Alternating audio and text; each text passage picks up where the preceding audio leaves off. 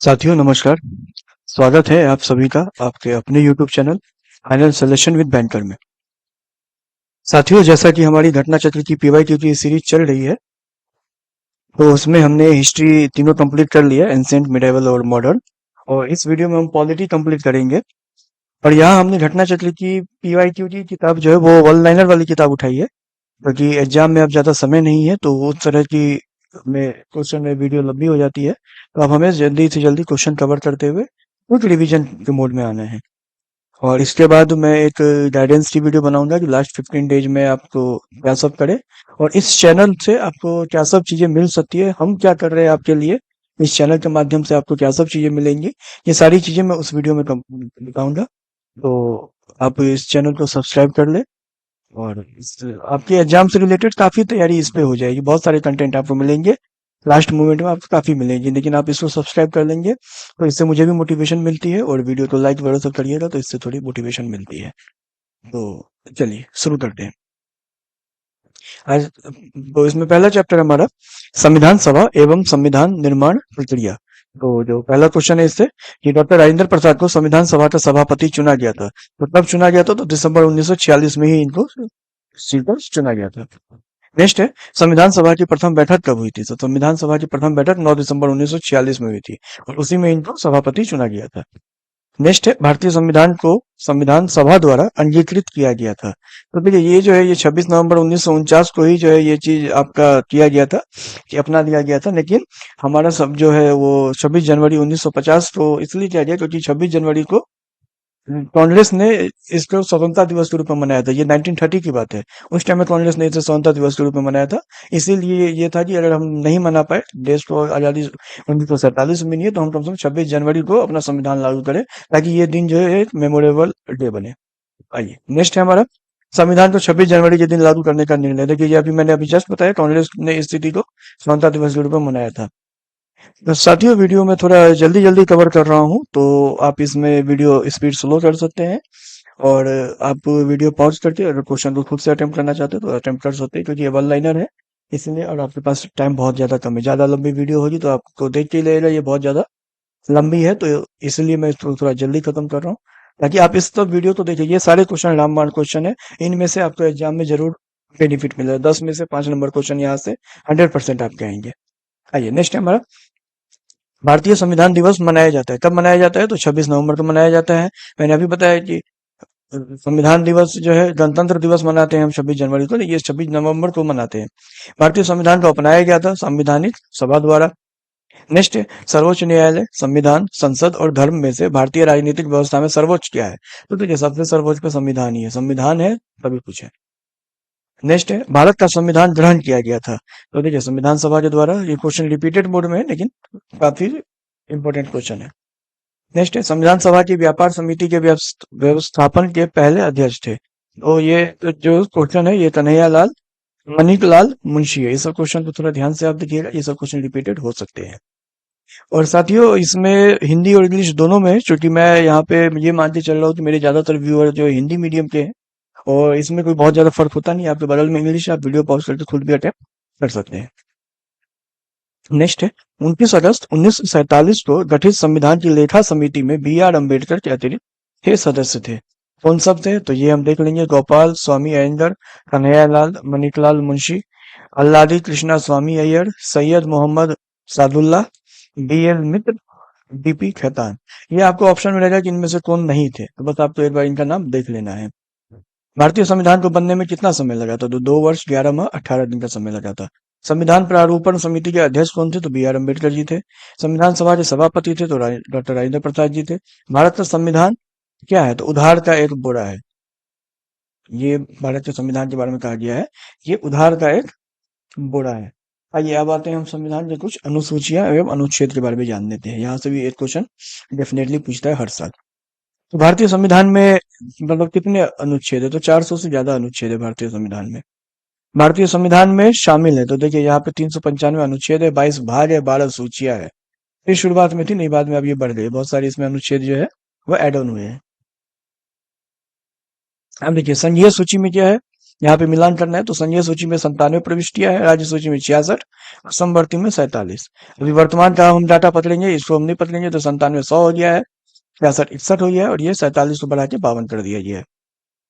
Next है जानवरों के प्रति क्रूरता की रोकथाम को भारतीय संविधान की इस सूची में रखा गया। किस सूची में रखा गया? तो संवर्ती सूची। भारतीय संविधान की जो संवर्ती सूची में है उसमें इसको रखा गया है। नेक्स्ट है कृषि, शिक्षा, पुलिस और रक्षा में से यह विषय संवर्ती सूची में है। क्या है? तो शिक्षा।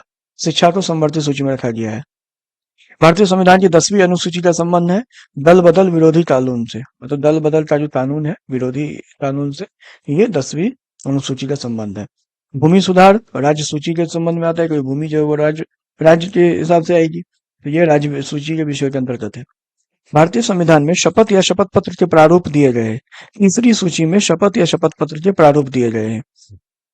भारतीय संविधान की अनुसूचियों में से किसमें राज्य की परिषद में सीटों का आवंटन का प्रावधान समाविष्ट है? ये चौथी है। चौथी अनुसूची में सीटों के बारे में बताया गया है। नेक्स्ट है अस्पृश्यता को समाप्त किया गया था, मतलब अनटचेबिलिटी। ये अगर आपको याद था तो ये देख लीजिए, अनटचेबिलिटी को समाप्त किया गया था। तो ये भारतीय संविधान के अनुच्छेद 17 के द्वारा। ये 69 का क्वेश्चन है और काफी वीवीआई क्वेश्चन है। नेक्स्ट है 5वीं अनुसूची किस विशिष्ट समूह के लोगों के हितों के शासन और संरक्षण से संबंधित है? तो 5वीं अनुसूची जो है वो अनुसूचित जनजातियों के लिए बनाई गई है। आइए नेक्स्ट आते हैं। भारतीय संविधान में समवर्ती सूची ली गई है। कहाँ से ली गई है? तो ऑस्ट्रेलिया से ली गई है ये। भारतीय संविधान की कौन सी अनुसूची नगर पालिकाओं के कार्यों को निर्दिष्ट करती है? तो ये 12वीं अनुसूची है। भारतीय संविधान में कैबिनेट शब्द का उल्लेख केवल एक स्थान पे होता है। ये कैबिनेट जो है वो 352 में होता है। भारतीय संविधान के अनुच्छेद 352 में कैबिनेट शब्द का उल्लेख है। प्रधानमंत्री के कार्यकाल के दौरान भारत के संविधान में 9वीं अनुसूची को मतलब पुनः स्थापित किया गया था। ये कौन से प्रधानमंत्री थे उस टाइम में? तो जवाहरलाल नेहरू जी थे उस टाइम में प्राइम मिनिस्टर, जब ये चीज किया गया था। आइए नेक्स्ट आते हैं। भारत के संविधान की किस अनुसूची के अधीन जनजातीय भूमि का खनन के लिए निजी पक्षकारों को अंतरण, प्रकटित और शून्य घोषित किया जा सकता है? तो ये 5वीं अनुसूची में इस चीज के बारे में बताया गया है। आइए हम अब उद्देश्य का जो प्रियम्बल है हमारा उसको हम देखते हैं। तो भारतीय संविधान की प्रस्तावना के सिलसिले में निम्नलिखित क्रम सही है। तो इसमें कौन सा क्रम सही है? तो देखिए सार्वभौम, सत्ता संपन्न, समाजवादी, धर्मनिरपेक्ष, लोकतंत्रात्मक और गणतंत्र। ये जो है ये इसका सीरियल है, ऐसे करके आता है क्वेश्चन। नेक्स्ट है भारतीय संविधान की प्रस्तावना में भारत को किस रूप में घोषित किया गया है? तो इसमें जो है भारत को एक सार्वभौम, समाजवादी, धर्मनिरपेक्ष, प्रजातांत्रिक, तो ये वही हुआ लोकतंत्र जो है वही हुआ प्रजातांत्रिक और गणतंत्र। ये जो है ये सही क्रम है और यही चीज आपका क्वेश्चन है। अब देखिए सही क्रम है तो ये आप लगा लीजिएगा, यही क्रम है इसका सही क्रम। और भारतीय संविधान की प्रस्तावना में समाजवादी शब्द जोड़ा गया है। ये बहुत इंपॉर्टेंट क्वेश्चन है, काफी बार पूछा गया है। 42वें संविधान संशोधन में जोड़ा गया है इसको। भारत में लौकिक सार्वभौमिकता है क्योंकि संविधान की प्रस्तावना आरंभ होती है हम भारत के लोग शब्दों से। तो संविधान की प्रस्तावना कहाँ से आरंभ होती है? हम भारत के लोग शब्दों से। नेक्स्ट है स्वतंत्रता, समानता और भ्रातृत्व की प्रेरणा प्राप्त होती है फ्रेंच क्रांति से। स्वतंत्रता, समानता और भ्रातृत्व की प्रेरणा कहाँ से प्राप्त होती है? तो फ्रेंच क्रांति से प्राप्त होती है। भारत के संविधान में इसको पहले मुख्य रूप में सम्मिलित नहीं किया जाता था। समाजवाद और धर्मनिरपेक्षता जो है ये बाद में इसको एड ऑन किया गया है। भारतवर्ष को धर्मनिरपेक्ष राज्य के रूप में वर्णित करता है, क्या करता है? तो संविधान की प्रस्तावना यही जो है भारत को धर्मनिरपेक्ष राज्य के रूप में वर्णित करता है। भारतीय संविधान की आत्मा कही जाती है, संविधान की प्रस्तावना तो आत्मा कही जाती है। आइए हम शासन प्रणाली के बारे में देख लेते हैं। सरकार की संसदीय व्यवस्था के विषय में निम्नलिखित वक्तव्य सही नहीं है। तो ये देखिए विधायिका न्यायपालिका के प्रति जवाबदेह है, विधायिका कार्यपालिका के प्रति जवाबदेह है। विधायिका एवं कार्यपालिका दोनों स्वतंत्र है और राष्ट्रपति न्यायपालिका के प्रति जवाबदेह है। ये सब क्वेश्चन रिपीट होने के चांसेस अब नहीं है। भारत में प्रजातंत्र इस तथ्य पर आधारित है कि जनता को सरकारों को चुनने तथा बदलने का अधिकार प्राप्त है। तो ये एकदम सही है। हर 5 साल पे चुनाव होता है, देखते हैं हम इस चीज को जिसमें सरकारें बदली जाती हैं। केंद्रीय शासन व्यवस्था बड़े देशों के लिए आदर्श मतलब केंद्रीय शासन व्यवस्था के लिए सही विशेषता नहीं है, तो ये बड़े देशों के लिए आदर्श जो है वो सही विशेषता नहीं है इसमें। और ये कौन सा कथन सत्य है? तो संयुक्त राज्य अमेरिका में सरकार की संघीय प्रणाली है। ये तो क्वेश्चन रिपीटेड क्वेश्चन है, पूछा जाता है अलग अलग टोन करके। और भारतीय संविधान की प्रकृति क्या है? तो भारतीय संविधान की प्रकृति प्रकृति में संघीय किंतु भावना में एकात्मक है। नेक्स्ट आते हैं, एक नया राज्य बनाने में संवैधानिक संशोधन के लिए कैसा बहुमत चाहिए? तो साधारण बहुमत चाहिए। दिल्ली क्या है? तो दिल्ली हम जानते हैं केंद्र शासित प्रदेश है। सिक्किम भारत का एक राज्य बनाया गया था, कब बनाया गया था? तो 35वें संशोधन के अंतर्गत संयुक्त राज्य बना, 36वें संशोधन में पूर्ण राज्य इसको बना दिया गया था। बिहार से काटकर एक पृथक वनांचल राज्य का बनना संभव है, कैसे बनेगा? जैसे बिहार को से काटकर हमें किसी एक पृथक राज्य को बनाना है, ये उस टाइम की बात है जब झारखंड बना था। तो राज्य विधानसभा में कानून पारित करके, तो इसका नन ऑफ दीज है, तो इसमें हमें ध्यान देने की जरूरत भी नहीं है। इस वर्ष झारखंड राज्य, तो ये 2000 में 15 नवंबर 2000 में आया था अस्तित्व में, ये हमें ध्यान रखना है। आजादी के बाद भाषा के आधार पर भारत के राज्यों का पुनर्गठन किस वर्ष हुआ था? तो ये 1956 में जो है भारत के राज्यों का गठन हुआ था। भारतीय संघ का 28वां राज्य कौन सा है? ये उस टाइम का क्वेश्चन है, झारखंड है, उसके बाद भी और बहुत सारे राज्य बने हैं, तो ये सब क्वेश्चन अब नहीं है। भारत में सुदृढ़ केंद्र के साथ संघीय ढांचा का विचार लिया गया, कहाँ से लिया गया है? तो कनाडा से लिया गया है। देखिए ये सब क्वेश्चन काफी इंपॉर्टेंट है, क्योंकि ये जो कहाँ से लिए गए हैं, इस टाइप के क्वेश्चन रहते ही रहते हैं एग्जाम में। आइए नागरिकता के बारे में देखते हैं। भारतीय नागरिकता नहीं प्राप्त की जा सकती है, तो ये क्वेश्चन पूछा गया है कि भारतीय बैंक में धन जमा करते हैं, अगर हम किसी बैंक में धन जमा करते हैं तो हमें नागरिकता नहीं मिलेगी। नागरिकता संशोधन कानून कब पारित हुआ है? तो ये 11 दिसंबर 2019 में पारित हुआ है। नागरिकता संशोधन अधिनियम जो 2019 है, इसका उद्देश्य क्या है? इसका उद्देश्य है अफगानिस्तान, बांग्लादेश और पाकिस्तान में उत्पीड़ित अल्पसंख्यक समूहों को नागरिकता प्रदान करना। नेक्स्ट है मूल अधिकार। तो मूल अधिकार पे जो है, तो भारतीय संविधान में इन अनुच्छेद के अंतर्गत नागरिकों को मौलिक प्रदान मतलब अधिकार प्रदान किए गए हैं। तो 12 से 35 जो अनुच्छेद है हमारा, इसमें ये मूल अधिकार से संबंधित है। जो हमारे जो मूल अधिकार है, फंडामेंटल राइट्स, ये 12 से 35 में है। भारतीय संविधान का कौन सा अनुच्छेद संवैधानिक प्रावधानों को संघीय संसद, राज्य विधान पालिकाओं द्वारा बनाए गए नियमों कानूनों पर प्राथमिकता प्रदान करता है? ये अनुच्छेद 13 जो है, ये इस चीज का सही आंसर है। नेक्स्ट है, विधि का नियम या कानून का अधिराज्य का मतलब क्या है? तो इसका जो मतलब है कि विधि का नियम मतलब क्या हुआ, कि सभी के लिए एक कानून और सभी के लिए एक न्याय तंत्र। नेक्स्ट है, भारत के संविधान का निम्नलिखित अनुच्छेद प्रेस की स्वतंत्रता से संबंधित है? अनुच्छेद 19।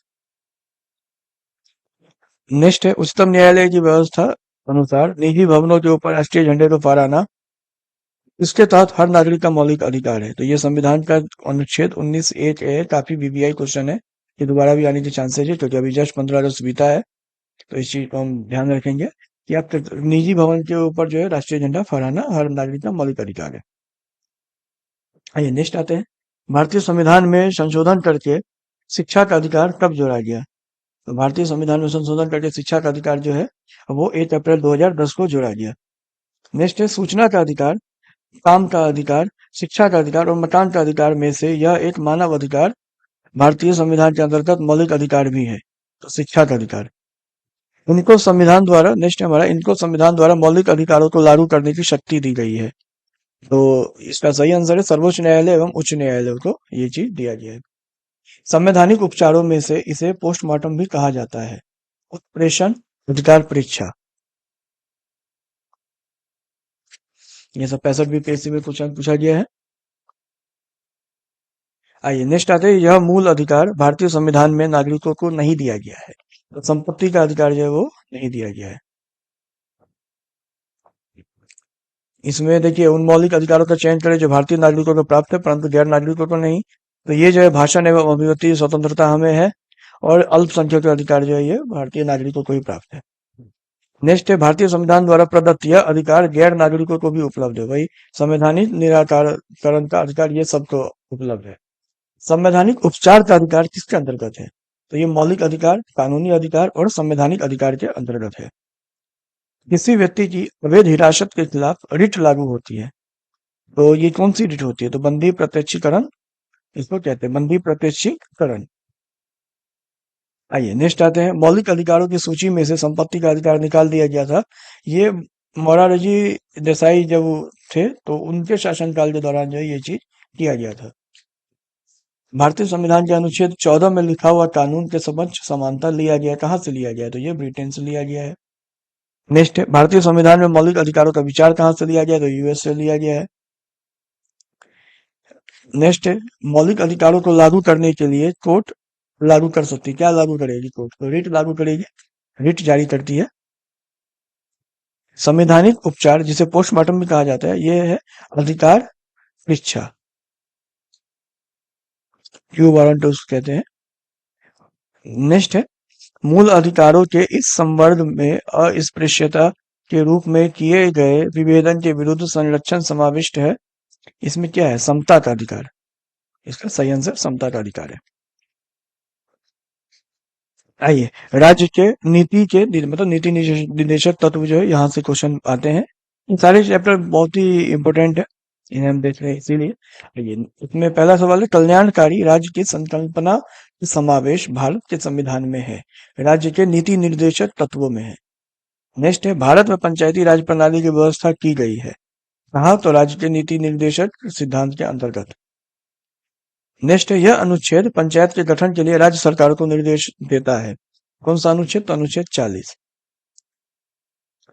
और इसके बाद ये देखिए, सही सम्मेलन, मतलब इसको हमें सुमेलित करना है, तो ग्राम पंचायत का गठन अनुच्छेद 40, समान आचार संहिता अनुच्छेद 44, कृषि एवं पशुपालन 48, न्यायपालिका व कार्यपालिका का पृथककरण अनुच्छेद 50 और अंतर्राष्ट्रीय शांति का विकास अनुच्छेद 51। भारतीय संविधान के भाग 4 में दिए गए निर्देशित सिद्धांतों में सूचीबद्ध है क्या? तो समान कार्य के लिए समान वेतन या समान नागरिक संहिता। भारतीय संविधान, नेक्स्ट है हमारा, भारतीय संविधान के भाग 4 में राज्य के नीति निर्धारित सिद्धांत वर्णित है, ये कहाँ से लिया गया? ये क्वेश्चन काफी इंपोर्टेंट है, आयरलैंड से लिया गया, 69 बीपीएससी में क्वेश्चन पूछा गया है। देखिए यही पे सेम क्वेश्चन आयरलैंड के संविधान से लिया गया है। अब है फंडामेंटल ड्यूटी, हमारी जो फंडामेंटल ड्यूटी है, मूल कर्तव्य हमारे क्या है? तो 42वें संविधान संशोधन के 10 आचार आदेशों को इस नाम से जाना जाता है कि मौलिक कर्तव्य के नाम से जाना जाता है। भारत के संविधान में मौलिक कर्तव्य इस संविधान संशोधन के द्वारा जोड़ा गया है।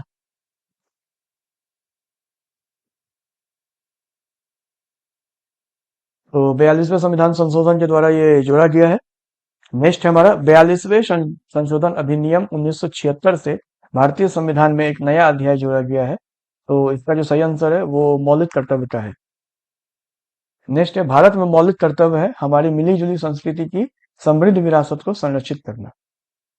नेक्स्ट सवाल है, यह भारत के संविधान के अनुच्छेद 39 में दिए गए निदेशक सिद्धांतों का हिस्सा नहीं है, तो लोगों के पोषण के स्तर को बढ़ाना और उनके स्वास्थ्य में सुधार।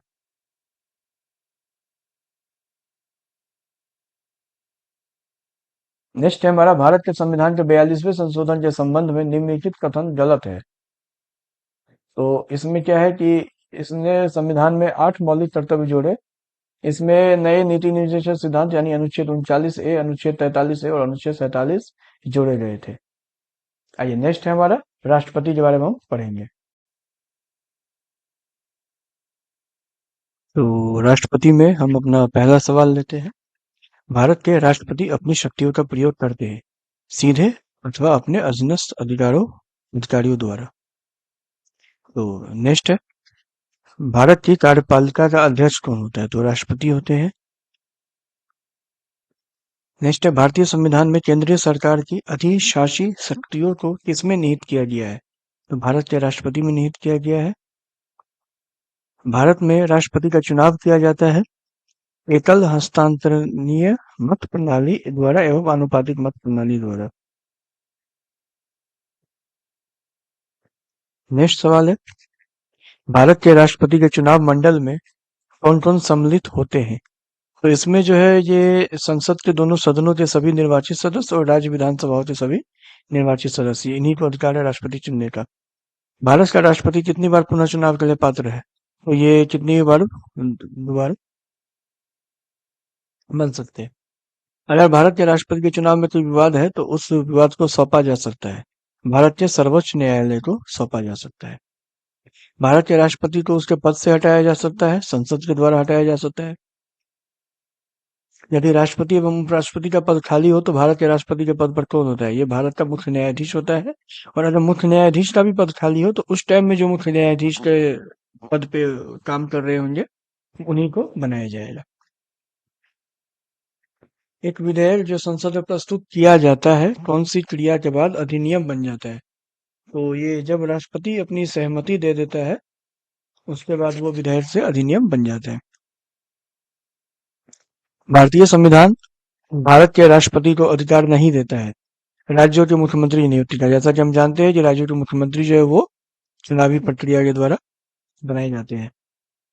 भारत के राष्ट्रपति को यह अधिकार नहीं है कि वह सर्वोच्च न्यायालय के न्यायाधीश को हटा दे। भारत के प्रथम राष्ट्रपति राजेंद्र प्रसाद किस राज्य से थे? ये बिहार के जीरादेई से थे, जहाँ जीरादेई के बारे में आप जानते होंगे। स्वतंत्र भारत के प्रथम राष्ट्रपति थे, बिहार से थे। श्रीमती प्रतिभा पाटिल का भारतीय गणतंत्र के भारत के रूप में क्या क्रम है? ये उस टाइम का क्वेश्चन था, ये सब क्वेश्चन अब नहीं पूछता है। हाँ, द्रौपदी मुर्मू के बारे में पूछ सकता है कि उनका क्या क्रम है। तो प्रतिभा पाटिल के बाद प्रणब मुखर्जी आए थे 13 नंबर पे। द्रौपदी मुर्मू 15 या 16 नंबर के, इसको आप चेक कर लीजिएगा। भारत के 15वीं राष्ट्रपति चुनाव के लिए संयुक्त प्रगतिशील गठबंधन यूपीए के उम्मीदवार कौन थे? मीरा कुमार। भारतवर्ष की रक्षा बल के सुप्रीम कमांडर कौन होते हैं? तो भारत के राष्ट्रपति होते हैं। संघ की कार्यकारी शक्ति राष्ट्रपति में होगी का उल्लेख क्या है? ये जो है भारत के संविधान के अनुच्छेद 53 में इसका उल्लेख किया गया है। राष्ट्रपति अपने पद पर आसीन होने के बाद पद ग्रहण करेंगे। ये 5 वर्ष के लिए करेंगे। भारत के संविधान के किस अनुच्छेद में राष्ट्रपति के महाभियोग की प्रक्रिया का उल्लेख है? तो अनुच्छेद 61 है। नेक्स्ट है, संसद के सत्रावसान के समय अध्यादेश जारी करने की शक्ति निहित होती है राष्ट्रपति में। ये नेक्स्ट है, द्रौपदी मुर्मू भारत की 15वीं राष्ट्रपति है, जैसा कि अभी मैं बात कर रहा था कि 15वीं या 16वीं, तो अभी 15वीं राष्ट्रपति द्रौपदी मुर्मू है। ये क्वेश्चन आ सकता है, वो नहीं आएगा, वो पीछे वाला। निम्नलिखित भारत के राष्ट्रपति का संवैधानिक विशेषाधिकार नहीं है। पुनर्विचार के लिए एक वित्तीय विधेयक की वापसी। उच्च न्यायालय में न्यायाधीशों की संख्या निर्धारित करने का अधिकार किसके पास है? तो ये राष्ट्रपति के पास है। राष्ट्रपति को उसके सामान्य सेवा काल से के पूर्ण होने से पहले भी उसके पद से हटाया जा सकता है। ये संसद के जो दोनों सदन है उनके सुझाव पर ऐसा किया जा सकता है। आइए अब उपराष्ट्रपति के बारे में देख लेते हैं। 2022 के भारत के 16वें उपराष्ट्रपति चुनाव के लिए निर्वाचक मंडल में कितने सदस्य हैं? तो ये 788 है, लेकिन ये सब क्वेश्चन अभी नहीं पूछेगा। राज्यसभा का सभापति है उपराष्ट्रपति, ये क्वेश्चन आ सकता है। राज्यसभा का पदेन अध्यक्ष कौन होता है? तो उपराष्ट्रपति होता है। ये कथन वाला क्वेश्चन था।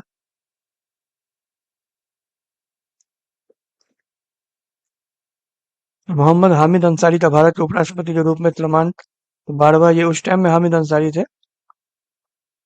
भारत के उपराष्ट्रपति का चुनाव किया जाता है संसद के दोनों सदनों के सभी सदस्य चाहे निर्वाचित हो या मनोनीत के द्वारा। आइए नेक्स्ट है, केंद्रीय मंत्रिपरिषद। तो भारत का प्रधानमंत्री मुख्य है, क्या है? तो केंद्रीय सरकार का है। संविधान में मंत्रिमंडल शब्द का एक ही बार प्रयोग हुआ है, अनुच्छेद 352 में हुआ है। आमतौर पर भारत के प्रधानमंत्री क्या होते हैं? तो लोकसभा के सदस्य होते हैं, हम सभी जानते हैं। भारत का प्रधानमंत्री किसके प्रति जवाबदेह है? तो लोकसभा के प्रति जवाबदेह है। मंत्रिपरिषद उत्तरदायी होती है लोकसभा के प्रति। संघीय मंत्रिपरिषद के मंत्री सामूहिक रूप से उत्तरदायी होते हैं केवल लोकसभा के प्रति। भारतीय राजनीतिक व्यवस्था में कार्यपालिका किसके अधीन रहकर कार्य करती है? तो विधायिका के अधीन रहकर कार्यपालिका कार्य करती है। केंद्र सरकार में उच्चतम नागरिक सेवा अधिकारी कौन है? तो मंत्रिमंडल सचिव जो होते हैं वो उच्चतम नागरिक सेवा अधिकारी है। इसके बाद संवैधानिक संशोधन अधिनियम द्वारा मंत्रिपरिषद की संख्या लोकसभा के कुल सदस्यों के 15% मतलब 15% की सीमा तक निर्धारित की गई है। ये 91वां संवैधानिक संशोधन अधिनियम 2003 है। हाल ही में अल्पसंख्यक मामलों के मंत्रालय का प्रभार किसे सौंपा गया है? ये उस टाइम का क्वेश्चन है, स्मृति ईरानी। अभी के टाइम का आप देख लीजिएगा। भारतीय प्रशासन में विभाजन प्रणाली किससे संबंधित है? तो भारतीय प्रशासन में विभाजन प्रणाली जो है वो नीति या कार्यान्वयन से संबंधित है। और राष्ट्रीय सुरक्षा समिति का प्रधान कौन होता है? तो प्रधानमंत्री। ये नेक्स्ट है महान्यायवादी और नियंत्रक महालेखा परीक्षक। भारत सरकार को कानूनी विषयों पर परामर्श देता है, कौन देता है? तो अटॉर्नी जनरल जो है वो देता है। महान्यायवादी अटॉर्नी जनरल कहते हैं। भारत का महान्यायवादी किसके द्वारा नियुक्त किया जाता है? तो ये भारत के राष्ट्रपति के द्वारा नियुक्त किया जाता है। भारत सरकार का कौन सा अधिकारी सदस्य ना होते हुए भी ये संसद की कार्यवाही में भाग लेने का अधिकारी रखता है? Attorney general. ये किसी मतलब अगर सदस्य नहीं, ये किसी के सदस्य नहीं होते, नहीं फिर भी ये अपना वोट देते हैं। एक गैर सदस्य के रूप में संसद के किसी एक सदन की कार्यवाही में भाग ले सकते हैं उपराष्ट्रपति एवं महान्यायवादी। कानूनी विषयों पर राज्य सरकार को कौन परामर्श देता है? Advocate general. आइए नेक्स्ट टॉपिक हमारा संसद। लोकसभा के लिए चुनाव में निर्वाचित होने के लिए किसी व्यक्ति की लिए न्यूनतम आयु सीमा क्या है? तो 25 वर्ष की न्यूनतम आयु सीमा है। संसद का सदस्य बनने हेतु तो न्यूनतम उम्र क्या है? 25 वर्ष है। वर्तमान लोकसभा में प्रत्येक राज्य के लिए स्थानों का आवंटन आधारित है। तो ये 1971 की जनगणना के हिसाब से किया गया था। नेक्स्ट है लोकसभा में राज्यवार सीटों का आवंटन वर्ष 1971 की जनगणना पर आधारित है। यह निर्धारण किस वर्ष तक यथावत रहेगा? तो ये अगले साल तक निर्धारण रहेगा, 2026 तक। इसके बाद इसको दोबारा किया जाएगा। प्रत्येक राज्य में लोकसभा की सीटों का निर्धारण परिसीमन आयोग द्वारा किया जाता है। इस परिसीमन को इस वर्ष तक, मतलब यही 2026 वाला क्वेश्चन है। भारतीय संविधान के किस अनुच्छेद के अंतर्गत लोकसभा में अनुसूचित जातियों के आरक्षण का प्रावधान किया गया है? तो ये अनुच्छेद 330 है इसका आंसर। लोकसभा में आंग्ल भारतीय समुदाय से सदस्य मनोनीत करने की शक्ति किसके पास है? तो ये भारत के राष्ट्रपति के पास है। नेक्स्ट है लोकसभा के कार्यकाल को पूरा होने से पहले भंग किया जा सकता है प्रधानमंत्री की सिफारिश या अनुशंसा पर, राष्ट्रपति के द्वारा। लोकसभा को उसके कार्यकाल की समाप्ति के पूर्व भी भंग किया जा सकता है राष्ट्रपति के द्वारा, मंत्रिपरिषद की सलाह पर, या प्रधानमंत्री, जैसा कि हमने पढ़ा है। नेक्स्ट है लोकसभा में सामान्यतः कितने सत्र होते हैं? तो 3 सत्र होते हैं। और लोकसभा में कम से कम कितने सत्र बुलाए जाते हैं? तो वर्ष में 2 बार बुलाए जाते हैं। कौन सा राज्य सबसे अधिक प्रतिनिधि लोकसभा में भेजता है? तो उत्तर प्रदेश है। जहां तक लोकसभा में प्रतिनिधित्व का प्रश्न है, कौन से राज्य दूसरे तथा तीसरे दर्जे पर है? तो महाराष्ट्र और पश्चिम बंगाल जो है दूसरे और तीसरे दर्जे पर है।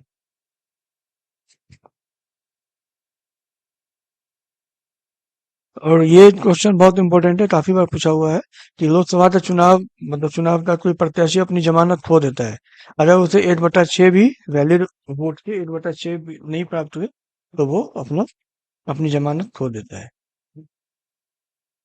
लोकसभा का पहला आम चुनाव कब हुआ था? 1952 में हुआ था।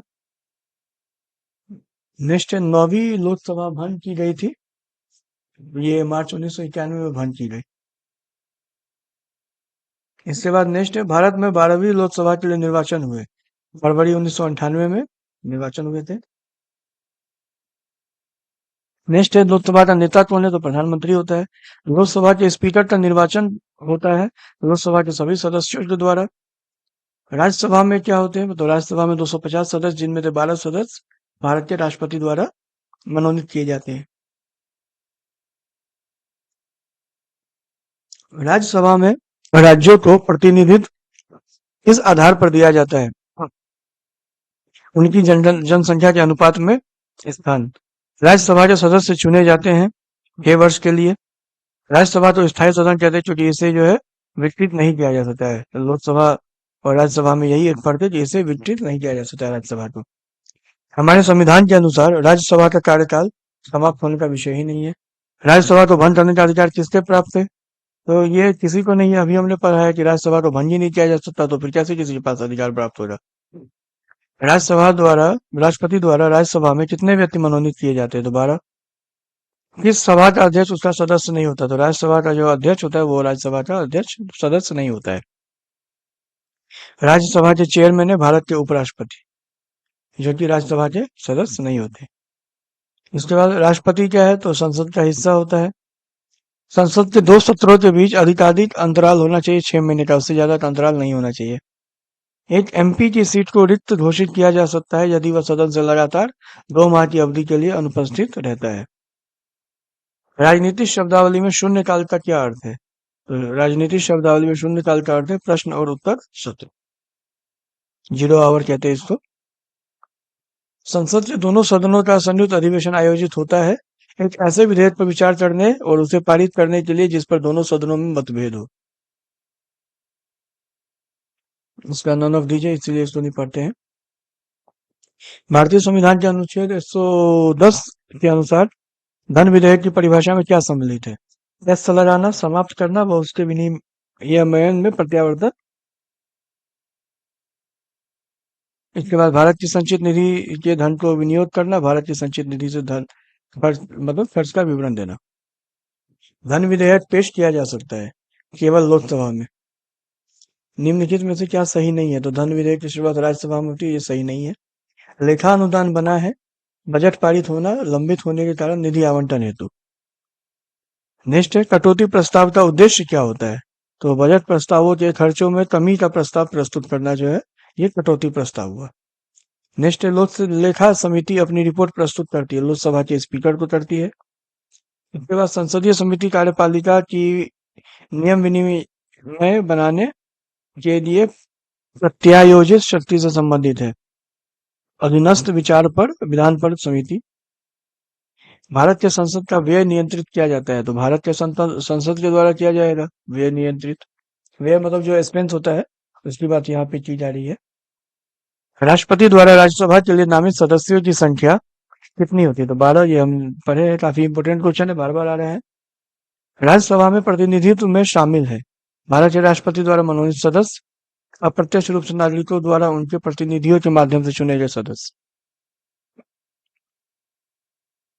लोकसभा सचिवालय सीधे पर्यवेक्षण में आता है लोकसभा अध्यक्ष के। लोकसभा और विधानसभाओं के लिए एंग्लो इंडियन के नामांकन के प्रावधान को समाप्त करने के लिए इस विधेयक में मांग की गई। तो संविधान 126वां संशोधन विधेयक 2019।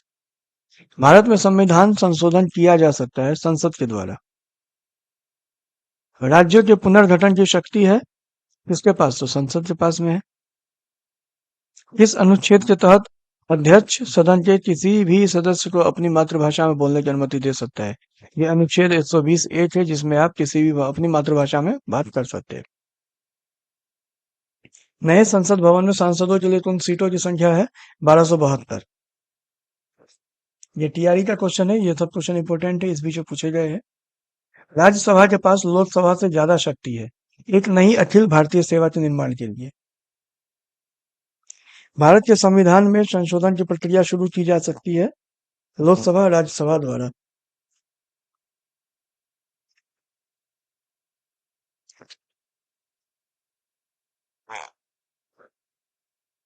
अब हम पढ़ेंगे सुप्रीम कोर्ट सर्वोच्च न्यायालय के बारे में। तो भारत के सर्वोच्च न्यायालय की स्थापना हुई थी, तो ये जो है भारतीय संविधान के द्वारा स्थापना हुई थी। भारत के सर्वोच्च न्यायालय में न्यायाधीशों की संख्या में वृद्धि करने की शक्ति किसमें मतलब निहित है? तो ये संसद के पास है। भारत के सर्वोच्च न्यायालय में न्यायाधीशों की वर्तमान स्वीकृत संख्या है अभी 34 है।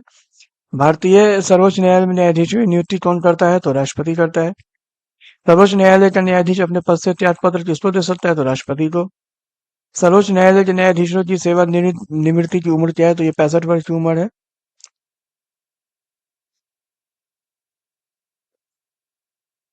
न्यायिक पुनर्विलोकन का अर्थ यह है कि सर्वोच्च न्यायालय राज्य के किसी भी कानून को अवैध घोषित कर सकता है। भारत में न्यायिक प्रणाली किस पर आधारित है? तो संविधान, नियमित कानून की उचित प्रक्रिया, परंपरा और कानून द्वारा स्थापित प्रक्रिया पर। सर्वोच्च न्यायालय क्या है? तो एक संघीय न्यायालय मानव अधिकारों का संरक्षक है और संविधान का अंतिम विवेचक और सिविल न्यायालय है। इंदिरा साहनी बनाम भारत संघ मुकदमे में सर्वोच्च न्यायालय का निर्णय किस विषय से संबंधित है? तो सरकारी नौकरी में अन्य पिछड़ा वर्ग के आरक्षण से संबंधित है, ये इंदिरा साहनी बनाम।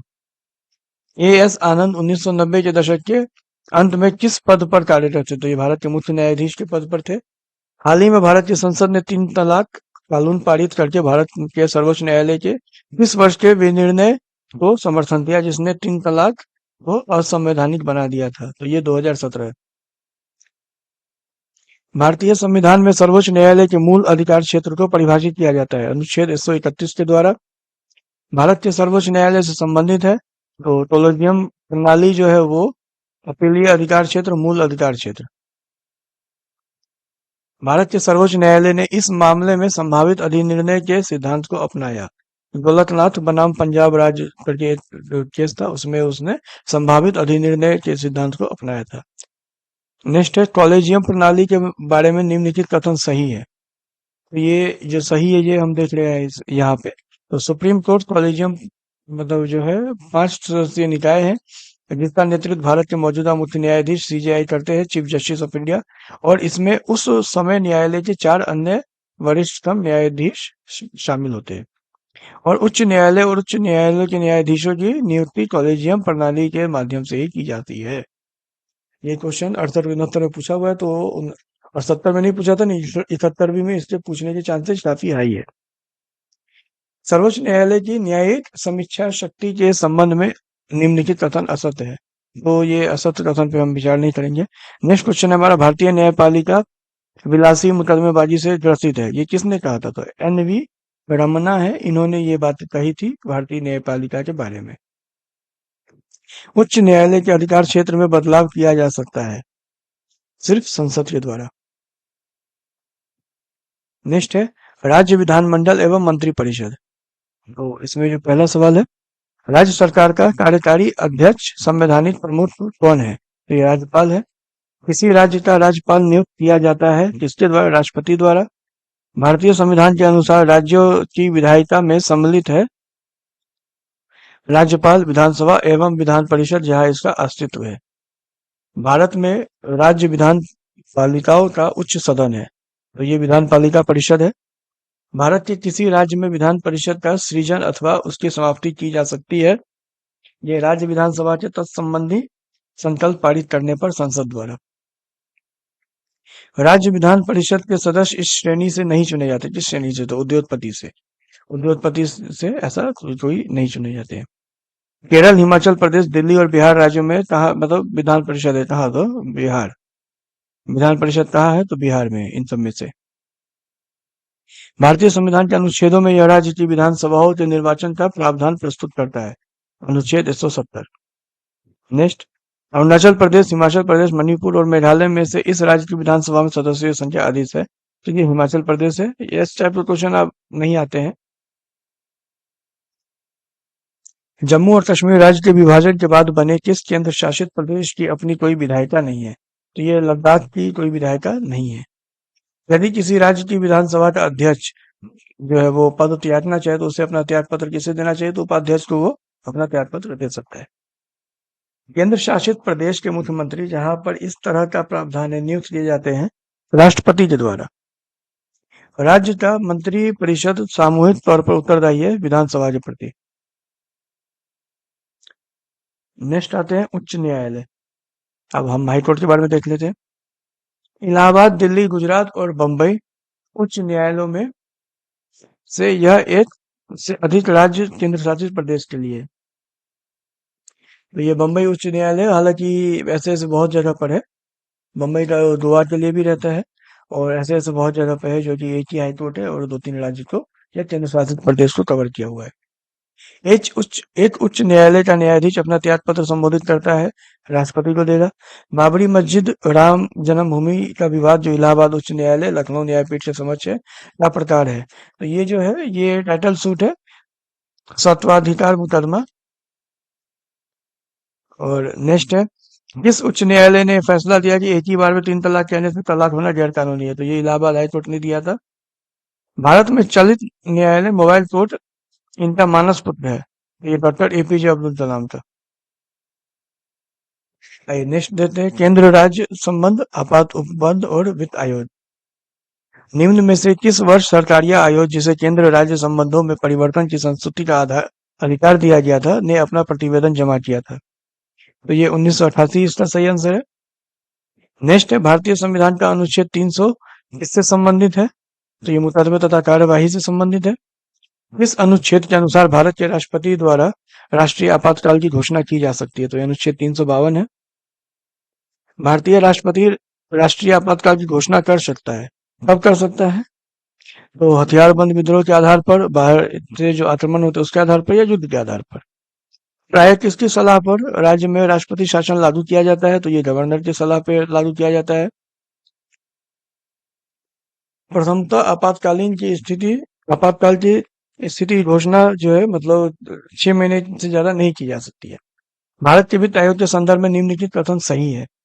तो संविधान के अनुच्छेद 280 के तहत वित्त आयोग स्थापित किया जाता है। वित्त आयोग द्वारा की गई सिफारिशें प्रकृति में केवल सलाहकार है। इस अनुच्छेद के अंतर्गत वित्त आयोग के गठन का प्रावधान किया गया। तो ये 280 हमने अभी पढ़ा है। भारत में संघीय वित्त आयोग संबंध रखता है राज्य एवं केंद्र के बीच वित्त से।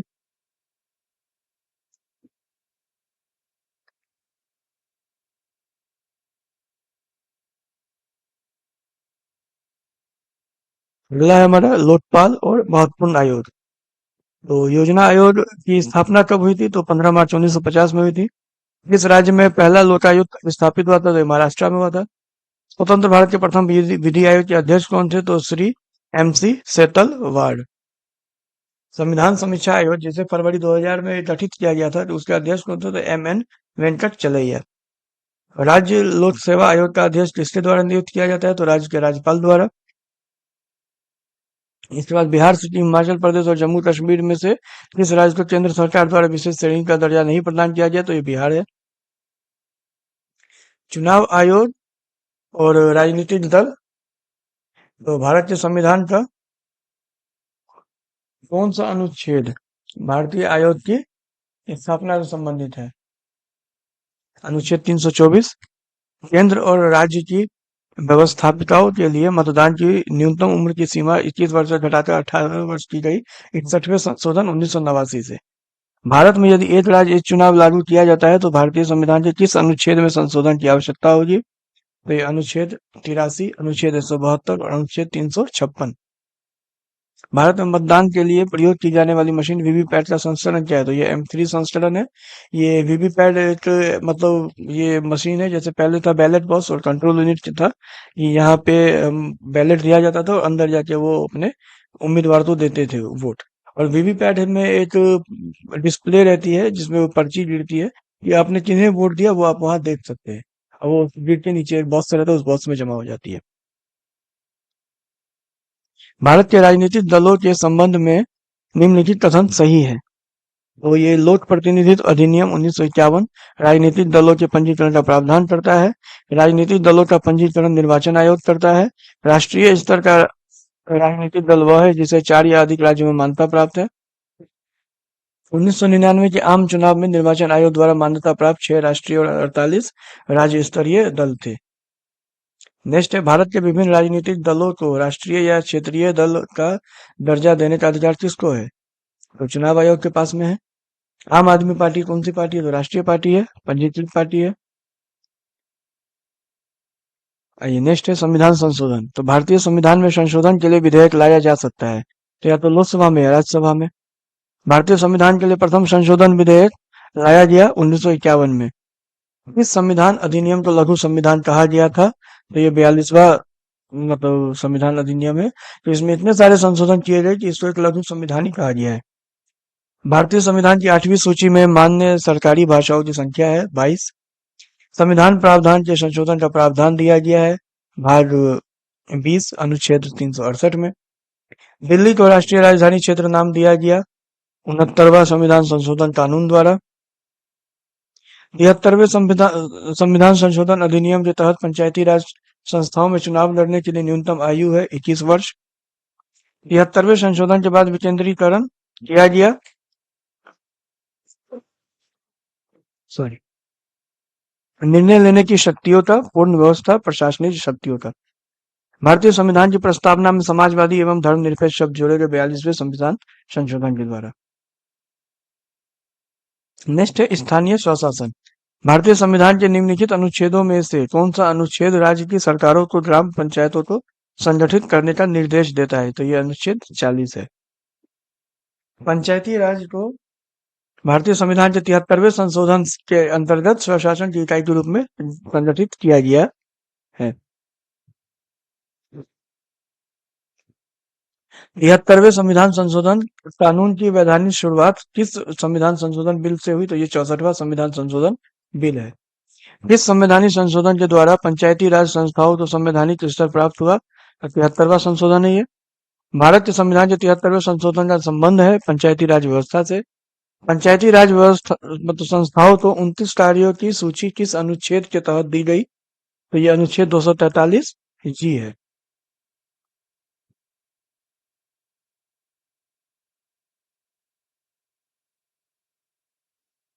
पुस्तकालय, ईंधन और चारा, ग्रामीण खेल और तकनीकी प्रशिक्षण में यह संविधान की 11वीं अनुसूची में शामिल नहीं है। तो यह ग्रामीण खेल है। निम्नलिखित कार्य स्थानीय स्वशासन के अधिकार क्षेत्र में नहीं आता। सार्वजनिक अनुशासन का रखरखाव। भारत में यह विषय पंचायती राज संस्थाओं की शक्तियों के अंतर्गत नहीं आता है। ये न्यायिक पुनर्वीक्षण जो है जुडिशियल रिव्यू ये नहीं आता है। पंचायत के चुनाव कराने हेतु तो निर्णय लिया जाता है तो ये राज्य सरकार के द्वारा लिया जाता है। पंचायती राज प्रणाली किस सूची में है? तो राज्य सूची में है। पंचायती राज विषय राज्य की सूची पर। इन राज्य सरकारों ने 2010 तक स्थानीय निकायों में महिलाओं का आरक्षण 50% कर दिया है। तो ये बिहार, मध्य प्रदेश और हिमाचल प्रदेश है। इन राज्यों ने पंचायती राज तो ये वही है बिहार, उत्तराखंड, मध्य प्रदेश, हिमाचल प्रदेश, इन्होंने महिलाओं का आरक्षण 50% आरक्षण को वैध किया है।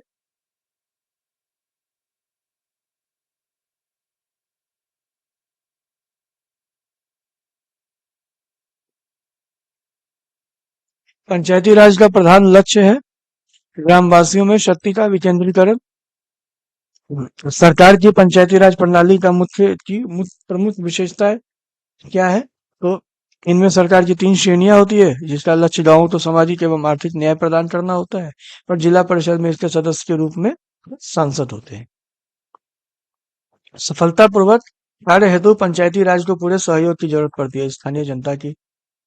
एक पंचायती समिति एक पंचायती राज संरचना का संचालन करती है ब्लॉक स्तरीय निकाय के स्तर पे। अनुसूची 11वें के द्वारा पंचायती राज संस्थाओं को नियंत्रण करने का अधिकार दिया गया है 29 विषयों पर। भारतीय संविधान में पंचायती राज संस्थाओं को संवैधानिक आधार प्रदान किया गया है 73वें संशोधन में। भारत में पंचायती राज प्रतिनिधित्व करता है शक्तियों का विकेंद्रीकरण, लोगों की हिस्सेदारी, सामुदायिक विकास। यह विकेंद्रीकरण का वैशिष्ट नहीं है। स्थानीय समुदायों में आत्मविश्वास को नहीं जगाना। सीडीपी और एनईएस के पुनर्गठन के लिए 1957 में एनडीसी द्वारा स्थापित नामिती समिति का नाम बताया जिसने ग्रामीण स्थानीय सरकार की त्रिस्तरीय प्रणाली का सुझाव दिया। तो देखिए त्रिस्तरीय प्रणाली का सुझाव किन्होंने दिया था? तो बलवंत राय मेहता समिति। देखिए बलवंत राय मेहता 3 अक्षर का नाम है तो त्रिस्तरीय प्रणाली इससे आप याद रखेंगे। भारत पंचायती राज की अनुशंसा के लिए बनी समिति का अध्यक्ष है तो बलवंत राय मेहता। इस समिति के अनुदेश में पंचायत राज लागू किया गया बलवंत राय मेहता। भारत में पंचायती राज व्यवस्था सर्वप्रथम राजस्थान और आंध्र प्रदेश में प्रारंभ की गई थी। अक्टूबर 1959 में पंचायती राज भारत में सर्वप्रथम आरंभ किया गया था राजस्थान में।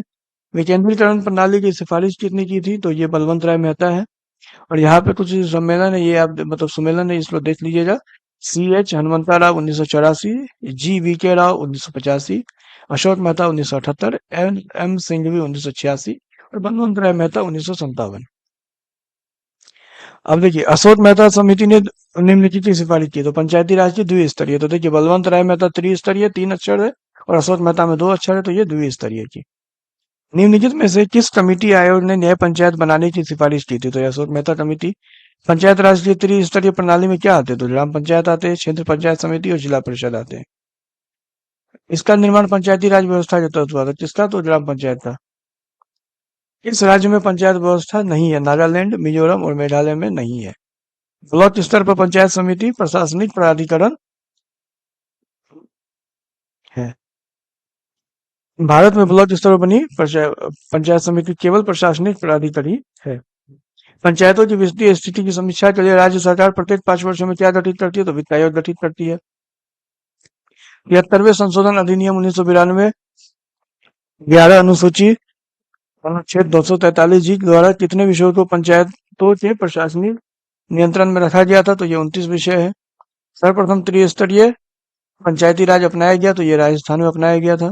पंचायती राज प्रथम बार अक्टूबर 1959 में प्रारंभ किया गया था। कहाँ पे? तो राजस्थान में। पंचायती राज ग्रामीण क्षेत्रों के लोगों को वास्तविक स्वराज देने के लिए स्थापित किया गया था। पंचायत के चुनावों में राजनीतिक दलों की साझेदारी का विरोध किया था जयप्रकाश नारायण जी ने।